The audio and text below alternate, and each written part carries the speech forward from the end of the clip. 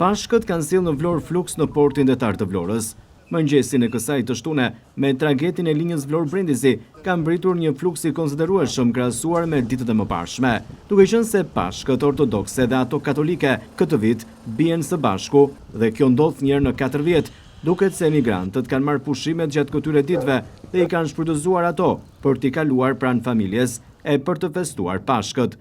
Autoritetet portuale konfirmojnë për televizionin 6+1 Vlora se në portin detar mbritën gjatë kësaj të shtune 298 pasagjerë, 102 prej tyre me shtetësi italiane, çka do të thotë se një pjesë e konsiderueshme e tyre janë shtetas shqiptar, të cilët kanë marrë dokumentat dhe prej vitesh jetojnë dhe punojnë në vendin fqinj.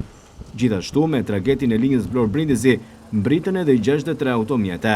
Pashkët kanë sjellë një fluks udhëtarësh apo emigrantësh të cilët në fakt kanë hyrë nëpërmjet pikës së kalimit kufirit në portin detar të Vlorës gjatë kësaj të shtune, ndryshe nga ditët më parë. 298 pasagjerë kanë mbritur me tragedin e linjës Vlorë-Brindisi gjatë paradites së kësaj të shtune, duke sjellë kështu një fluks më të lartë të udhëtarëve që hynë në portin e Vlorës krahasuar me ditët e zakonshme.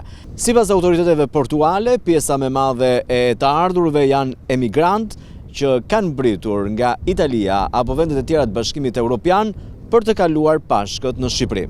Krahasuar me ditët e zakonshme, porti detar i Vlorës këtë të shtunë pati një fluks më të madh të pasagjerëve që kanë hyrë nëpërmjet pikës së kalimit kufirit nga Italia në vendin tonë.